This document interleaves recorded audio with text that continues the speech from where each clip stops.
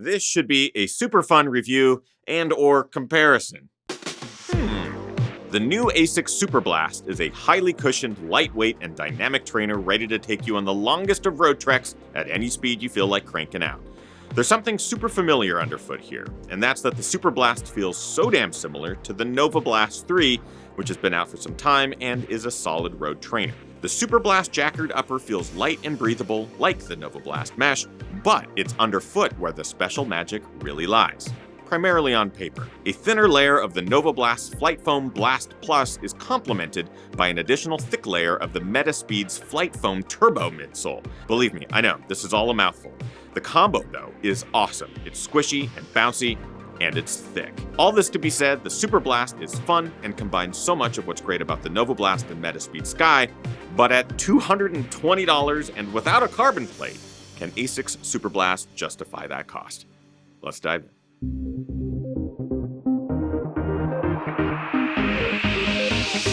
Ginger Runner.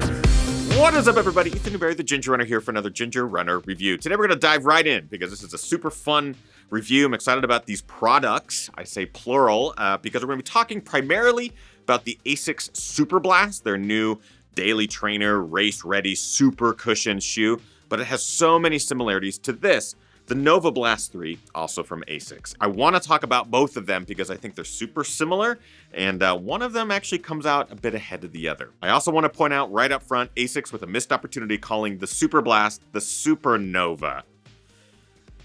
Should have gotten that one right, ASICS. Okay, two quick things before we dive into the review. First, help support this channel by grabbing a new hat, a new beanie, a new hoodie, a new long sleeve shirt like we have back there on the wall. GR merch is up for grabs at DFTBA. You can get it now and still have it delivered by Christmas. So go consider some of those things. We have this new Elite Power Hiker t-shirt, which is awesome. The design is fantastic. Really cool collaboration with a Japanese artist. Go check it out. Links down below. And second, these products were provided for review by Running Warehouse. I'm under no obligation to say anything positive or negative about either of these two shoes. I'm also not financially compensated in any way for anything that I say in this review. All opinions are my own. No one has to approve this. You're the first to see it. Give yourself some love, some real good self-love. And let's dive in.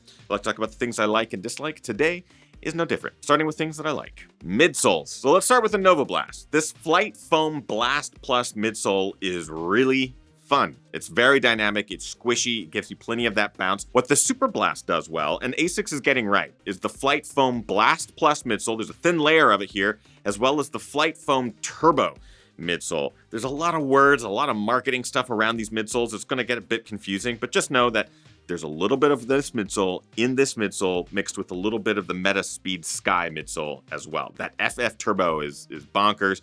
So the Superblast combines those midsoles, gives you a super dynamic and bouncy ride that is super fun underfoot.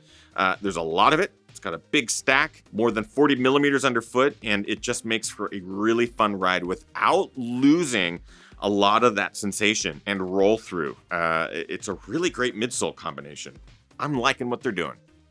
Bounce. So I just talked about the midsole combination here. You got the FF Blast Plus and the FF Turbo. What those two midsoles do really well is give you that bounce, that propulsion without needing a carbon plate. I feel like I've seen similar experiences in other shoes from other brands, if we're talking like a Hoka, Bondi, or something like that. But man, there's so much more life in this midsole. It really does come alive, especially when you pick up the pace. And I think that bounce makes this shoe fun and dynamic and really compatible with so many different distances, which helps this stand out. Stability. So it's not that this is a stability shoe, because it's not, but there's a width to this that really allows the platform of the Superblast to feel comfortable underfoot and you're not rolling around or feeling like there's weak spots. It's a very, very solid midsole that gives you that cushion and that bounce that I've already talked about without being too soft and too roly-poly. The shoe is very structurally sound underfoot. And that goes as well for the Novablast 3. So that's one thing that this midsole, whether it's the Blast Plus or the Turbo, that performs really well. It gives you a good solid platform. You're gonna get a few more millimeters of width out of this platform on the Superblast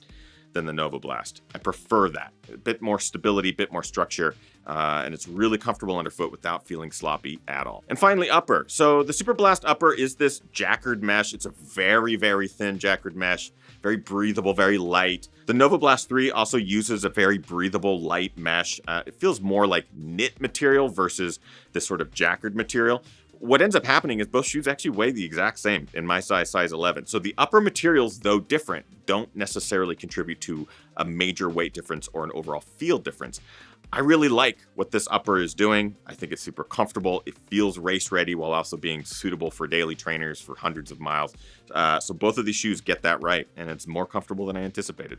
That being said, it's not all elite power hiker t-shirts and vert caps available right now in the DFTBA store, link below. There are a couple of things that I dislike about the Superblast. Let's get to those now. Traction. The outsole on both the Superblast and the Novablast are downright dangerous in wet conditions. They do not suit themselves well to get grip on wet surfaces. It doesn't matter if they're using the AHAR or AHAR Plus, AHAR outsole rubber that ASICS has sort of come to know to use.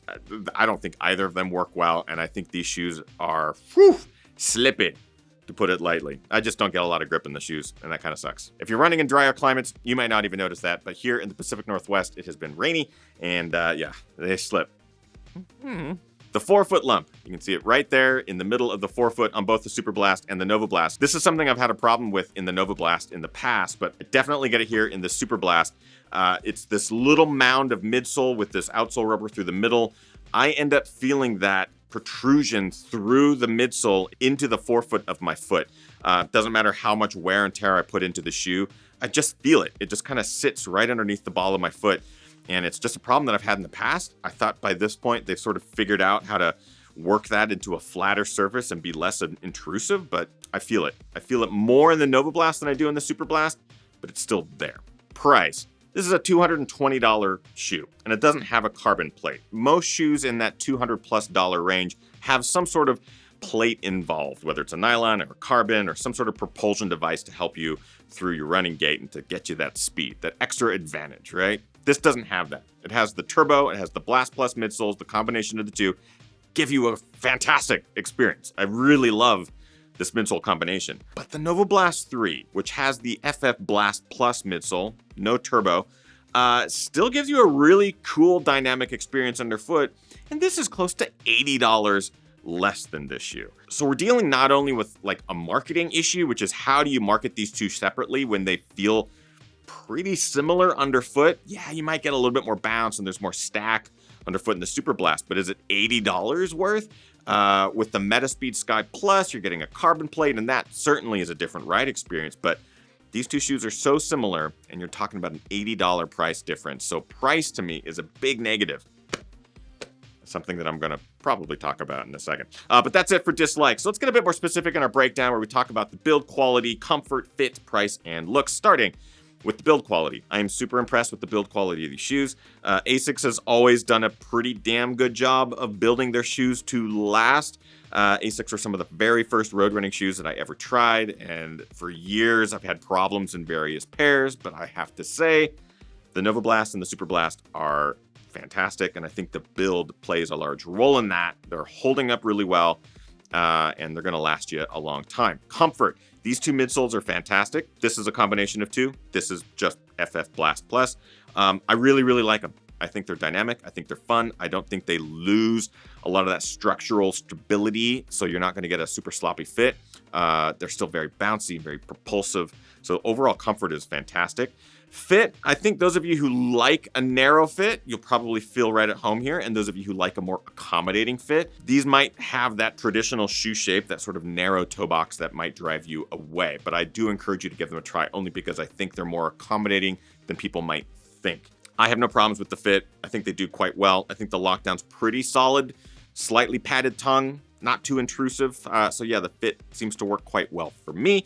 Price, $220 and $140. I'm gonna lean to $140 every day of the week.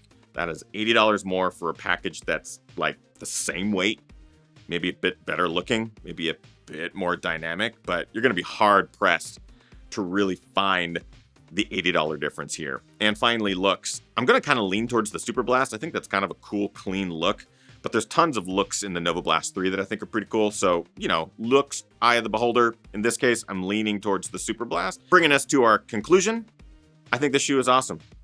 I think this shoe is awesome. I think the Superblast and Novablast 3 are really fun dynamic trainer / race ready shoes that will definitely take you the distance from a half marathon on up to a marathon or beyond. I think they can hold up in all sorts of trial, training, or race experiences.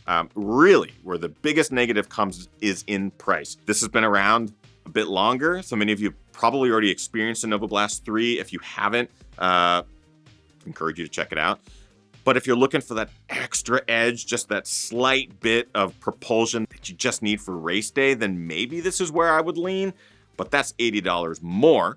So really, I would recommend you save yourself some 80 bucks. You get the Novablast 3 and you spend that money on a race entry, perhaps Tiger Claw, or perhaps a marathon, or like a half of a marathon entry. Marathons be expensive these days. But that's going to wrap it up. So let's go to our final criteria. Is the Superblast a buy, try, or a why? I'm going to call this a try, with the Novablast 3 being a buy. So that might be a little confusing. We had a whole review here talking about the differences and which one I would actually choose. So I think you get the point. But that's pretty much it. So the question now turns to you. Have you tried either of these shoes? Do either of them interest you? And have you had success in them? Let us know in the comments of this video. If you want more information or if you would like to get a pair of either of these shoes for yourself, links are in the description. They are affiliate links. They cost you nothing, but seriously, consider using them. They do help support the channel. Everything you buy over at Running Warehouse gets a couple cents headed our way, and we appreciate that very, very much. If you are a GR Crew member, don't forget your discount code. You get an additional 10% off most items that they sell in their store. And that's pretty much it. If you'd like to join the GR Crew, head on over to patreon.com/thegingerrunner. All tiers get access to some super fun perks, whether it's our Discord server with forums or discount codes or our daily live stream. Consider joining. You support the channel, but also get to join an amazing community of runners from around the world. You also get all your questions answered. Pretty cool perks if I don't say so myself. That's it, everyone. Get out there. Train hard, race harder, and party the hardest. I know I am. We'll see you guys next time. Bye-bye.